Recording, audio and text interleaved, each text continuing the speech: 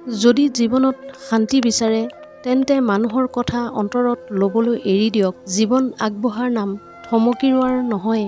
অকলে উপাৰ্জন কৰে আৰু গোটেই পৰিয়ালে খায় তেন্তে অহংকাৰ নকৰিব। ওপৰজনক ধন্যবাদ দিয়ক যে এই কামৰ বাবে ভগৱানে আপোনাক নিৰ্বাচন কৰিলে। মানুহৰ ব্যক্তিত্ব তেতিয়াহে বিকাশ হয় যেতিয়া তেওঁ আপোন মানুহৰ পৰা বঞ্চিত হয়। এইটো তিতা হ'লেও সত্য। সাহস নেহেৰুৱাব। এতিয়া বহুত আগলৈকে যাব লাগিব। যিসকলে কৈছিল আপুনি কৰিব নোৱাৰে সেই সকলোকো কৰি দেখুৱাব লাগিব। সম্বন্ধৰ গুৰুত্ব দিবলৈ হ'লে সময় থাকোঁতেই দিব, কাৰণ পিছত শুকান গছত পানী দি সেউজীয়াৰ আশা কৰা মিছা হ'ব। এইটো সঁচা যে কাৰোবাক বেছি দেৰিলৈকে বেয়া পাই থাকিব নালাগে, কিন্তু সন্মুখৰজনক যদি আপোনাৰ প্ৰয়োজনেই নাই তেন্তে জোৰ কৰি সন্মান এটা ৰখাৰ কোনো প্ৰয়োজন নাই। প্ৰত্যেকৰে জীৱনত সমস্যা আছে, কিন্তু মানুহে সদায় নিজৰ নিজৰ সমস্যাবোৰকে সকলোতকৈ বেছি আৰু ডাঙৰ বুলি ভাবে। কাৰোবাক কেৱল প্ৰবঞ্চনা কৰাটোৱেই ঠগোৱা নহয়, বৰঞ্চ কাৰোবাৰ সৈতে আপোন হোৱাৰ নাটক কৰাটো আটাইতকৈ বেছি প্ৰবঞ্চনা হয়। ক'বলৈ দিয়ক কোনোবাই আপোনাৰ বিষয়ে যদি বেয়াকৈ কয়, সেই সৰু সৰু কথাবোৰ সৰু চিন্তাধাৰাৰ লোকেই কৰে। মোৰ ভুল মোক ক'ব লাগে, আনক নহয়, কাৰণ শুধৰাব মই লাগিব, আনে নহয়। ভাঙি যোৱা বস্তুৱে সদায় দুখ দিয়ে, যেনেকৈ অন্তৰ, টোপনি, বিশ্বাস আৰু আটাইতকৈ বেছি আশা। কিছুমান কথাই কাঁইটতকৈ বেছি খোঁচাবিন্ধা কৰে। কাঁইটৰ পৰা পোৱা আঘাতটো কিছুদিন ভাল হৈ যায়, কিন্তু মনত লগা আঘাত গোটেই জীৱনৰ বাবে থাকি যায়। কিছু লোকে কয় ছোৱালীৰ বা মহিলাৰ কোনো ঘৰেই নাথাকে, কিন্তু আচল কথাটো হ'ল ছোৱালী বা মহিলাৰ অবিহনে এখন ঘৰেই নহয়। ব্লেডৰ ধাৰ বহুত বেছি, কিন্তু গছ কাটিব নোৱাৰি। কুঠাৰ বহুত মজবুত থাকে, কিন্তু চুলি কাটিব নোৱাৰি। সেইদৰে সকলো মানুহেই বেলেগ কোৱালিটিয়ে সৃষ্টি হৈছে। সেয়েহে নিজৰ তুলনা আনৰ সৈতে কেতিয়াও কৰিব নালাগে। ঘৰ সলনি হৈ গ'লে বা সমাজ সলনি হৈ গ'লে ইমান দুখ নালাগে, যিমান দুখ আপোন সলনি হ'লে লাগে। যিটো ফ্ৰী হয় সেইটোৱে আটাইতকৈ বেছি মূল্যৱান হয়।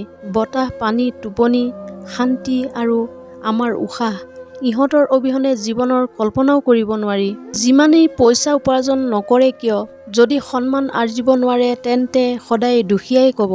কিবা এটা অতি আসক্ত হ'বলৈ সময় নালাগে, কিন্তু সেই আসক্ত দূৰ কৰিবলৈ জীৱনটো গুচি যায়।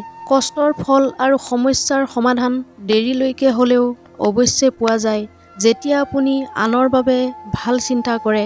সেইদৰে আপোনাৰ জীৱনলৈও ঘূৰি আহে। এইটোৱে প্ৰকৃতিৰ নিয়ম।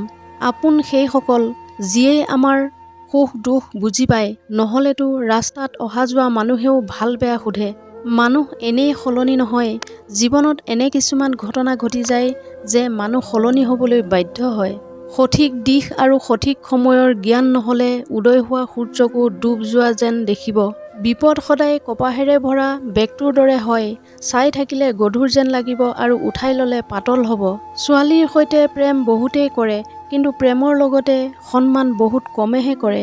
বুজি নোপোৱাকৈ কাকো পচন্দ নকৰিব আৰু বুজি নোপোৱাকৈ কাকো হেৰুৱাইও নিদিব। কাৰণ চিন্তা অন্তৰত থাকে, শব্দত নহয়, আৰু খং শব্দত থাকে, অন্তৰত নহয়। মানুহৰ স্বভাৱৰ মহত্ব থাকে, কাৰণ কিছুমানে খন্তেকতে অন্তৰ জয় কৰি লয় আৰু কিছুমানে বহুদিন লগত থাকিও অন্তৰ জয় কৰিব নোৱাৰে। পৃথিৱীৰ আটাইতকৈ ভাগ্যশালী সেইসকল যাৰ ওচৰত ভাগ্যৰ লগতে ভোক আছে, বিচনাৰ লগত টোপনি আছে আৰু ধনৰ লগত ধৰ্ম আছে। সেই মানুহজনৰ পৰা সদায় দূৰত্ব বজাই ৰাখক যিজনে নিজৰেই ভুল নেদেখে। মানুহে চেহেৰা ধুনীয়া কৰি ৰাখে য'ত মানুহৰ নজৰ নপৰে, কিন্তু ধৰ্ম আৰু অন্তৰ চাফা নাথাকে য'ত ভগৱানৰ নজৰ পৰে।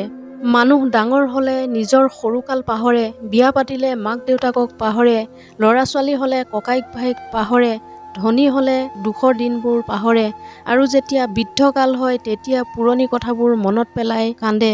আপোনাৰ সন্মান সেই কথাত নাই যি আপোনাক সন্মুখত কোৱা হয়, আপোনাৰ সন্মান সেই কথাত আছে যি আপোনাৰ অনুপস্থিতিত কোৱা হয়। এনেকুৱা ব্যৱহাৰ আনক নকৰিব যি ব্যৱহাৰ আপোনাক কৰিলে আপুনি বেয়া পায়। কিছু সহ্য কৰিবলৈ শিকিব লাগে, কাৰণ আমাৰেই কিছুমান এনে দুখ আছে যিবোৰ আনে সহ্য কৰে। অজ্ঞানী ব্যক্তি ভুল লুকুৱাই ডাঙৰ বনে আৰু জ্ঞানী ব্যক্তিয়ে ভুল শুধৰাই ডাঙৰ বনে। মৃত্যু বৰ আচৰিত বস্তু। এদিন মৰিবলৈকে গোটেই জীৱন জীয়াব লাগে। ভাগ্য আমাৰ হাতত নাই, কিন্তু সিদ্ধান্ত আমাৰ হাতত আছে। ভাগ্যই আমাৰ সিদ্ধান্তক সলনি কৰিব নোৱাৰে, কিন্তু সিদ্ধান্তই আমাৰ ভাগ্য সলনি কৰিব পাৰে। এনেধৰণৰ মটিভেশ্যনেল ভিডিঅ' পাই থাকিবলৈ মোৰ চেনেলটো ছাবস্ক্ৰাইব কৰি ৰাখিবলৈ নাপাহৰিব।